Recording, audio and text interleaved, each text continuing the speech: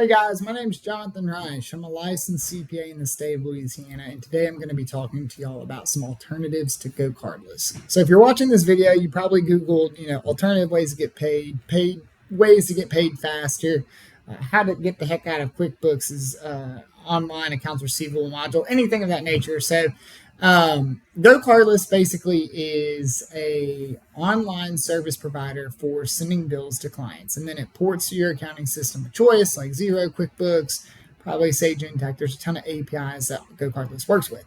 And so it's kind of the opposite of a bill platform. Like Bill.com would help a small business manage thousands of invoices they receive a year, keep those paid timely, book them to the correct GL account, and then send them out. GoCardLess is on the other end of the spectrum. And so what GoCardLess does is you can set up like recurring invoices to go to clients if like you have a monthly contract with them, or if you need to send out a one-off invoice, or allow your customers flexible ways to pay, like you can pay via credit card or check or ACH, anything of that nature.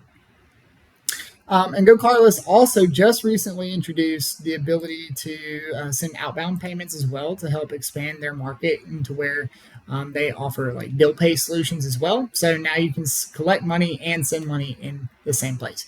And so if you're looking for alternatives to GoCardLess, that's what I want to cover today. I want to talk about some of the platforms that might be a better fit for your needs, and you may not have even realized it. So let's jump right in and see what else is out there. Some of these you've probably heard of, others maybe not so because they're smaller or they just don't market as much, and that does not mean they should be discounted.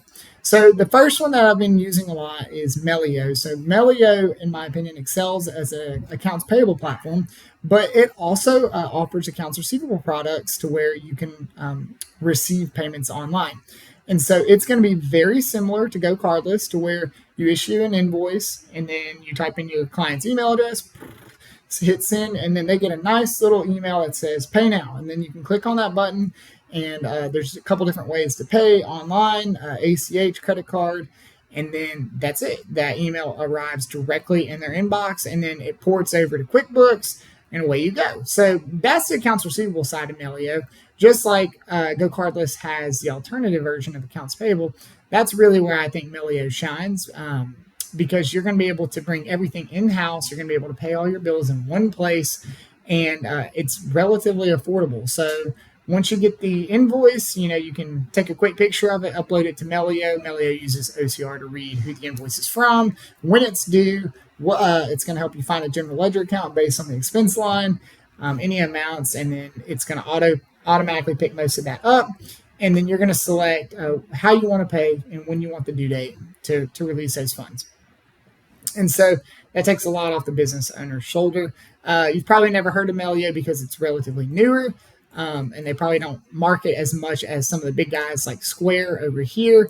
But I've been recommending it and using it with some of my smaller clients, some of my small business clients, and I've been pretty happy with it. So Melio is definitely a solution to consider in lieu of using GoCardLess.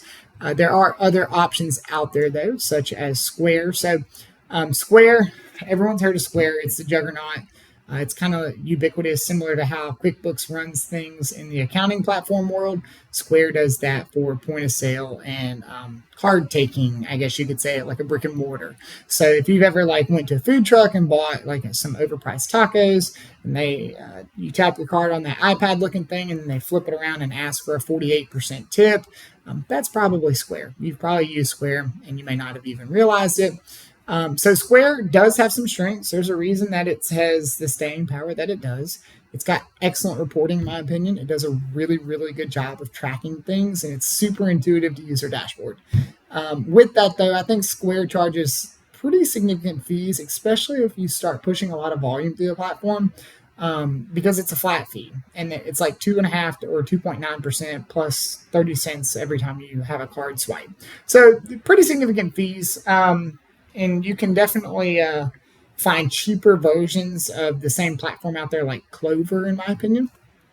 But it does do a good job at what it's for, and that's taking high volumes of credit card transactions. So, if you're a retail front, brick and mortar, bookstore, coffee shop, food truck, whatever, Square is definitely going to be one that you consider. Like, if I was running a restaurant, I would not want to use Melio or GoCardLess, simply because that's more for sending invoices out to like contractors and customers that you've rendered service to, and not taking a dozen card swipes every 20 minutes. It's just the volume and how the platform is built doesn't make sense. So each has their own niche. Square is going to excel kind of in that niche. The other thing is they offer hardware for different point of sales, as you can see here. You've got that iPad, you've got that card reader, and then you've got that mobile handheld that waiters can walk around with. So just something to consider. I'm not saying either or, but just think about the type of business you're going to run. The next one everyone's heard of as well, at least I would hope, is PayPal. So PayPal, to me, as soon as I see checkout with PayPal, I know that we're probably a legitimate business. So that's where I lend a lot of credence to PayPal. Is if I can check out via PayPal, use PayPal's online secure checkout, I know that if something were to happen, if there's a dispute, I'm the buyer, you're the vendor, I'm probably going to be okay. And so that immediately in my mind and what I've seen in the past definitely helps turn checkout conversions over, so there's a lot less abandoned carts. But PayPal can sometimes freeze funds for almost no reason, it seems like you're just kind of at their will, and their customer service does not often tell you why those funds were frozen. So I don't necessarily love that. But they do a good job of online checkout services. You can also implement PayPal credit. So if you are selling big ticket items, your customers can finance those for 4 months interest free. That's something that draws some businesses. Me personally, if I'm checking out with PayPal, I'm spending like $50. I'm probably not going to finance it. But that is that option if you're selling like golf simulators for several $1,000s. Now, whenever I think of PayPal, in my experience, PayPal does not sync to like QuickBooks very well. For instance, if you're a small business, it just doesn't. And so there's a lot of manual data entry between PayPal and your online or your online software as a service accounting platform. And so that does create a bit more work. Typically, I have found that businesses that rely heavily on PayPal do have messy books. It's not always the case, but it is something to consider, especially if you're sending transactions out and they don't have great coding on like what they were for. And so you can get into trouble with that pretty easily. So you want to make sure that you're staying on top of those transactions. And if it does port to your accounting system, that you have that set up.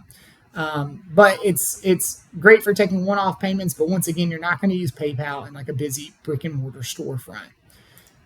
The last one that I want to talk about is also a big name brand that many people have heard of that you can use as an alternative to GoCardLess is Stripe.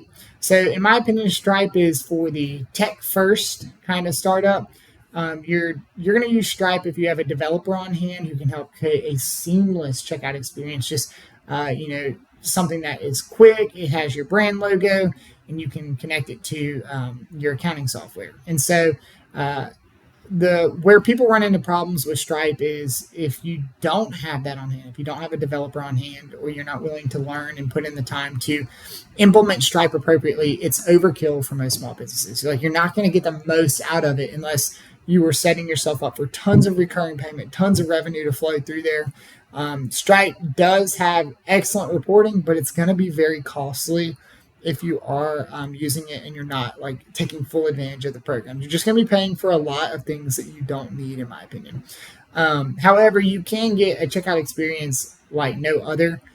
You can just use Apple Wallet. Your Face ID can scan on your iPhone, and then within like minutes, probably seconds, you've checked out, you've got a confirmation receipt, and then you know that your product or whatever you've ordered online is on the way. So Stripe, as a small business owner, like I said, unless you're software as a service or you're just a really tech first forward firm, you're probably going to kind of want to shy away from it and check out some of the alternatives like Melio or Square, depending on where you're at in your business cycle and the business segment that you're in.